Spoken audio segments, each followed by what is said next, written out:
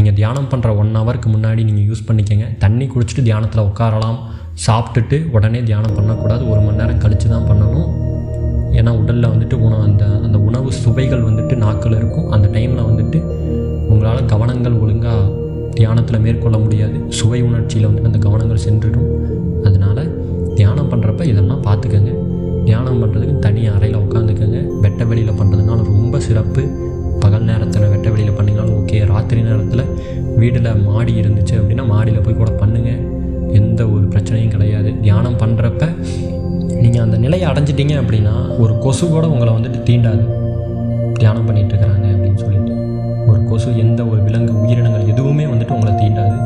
இவங்க தியானம் பண்ணிகிட்ருக்குறாங்க ஏன்னா அந்தளவுக்கு உங்களோட அதிர்வலைகள் வந்துட்டு ஒரு பாசிட்டிவ் வைப்ரேஷனை க்ரியேட் பண்ணி உங்களை சுற்றி ஒரு பாதுகாப்பு வளையத்தை வந்து போட்டிருக்கும். அந்த டைமில் உங்களுக்கு வந்துட்டு எந்த ஒரு உயிரினங்களாலும்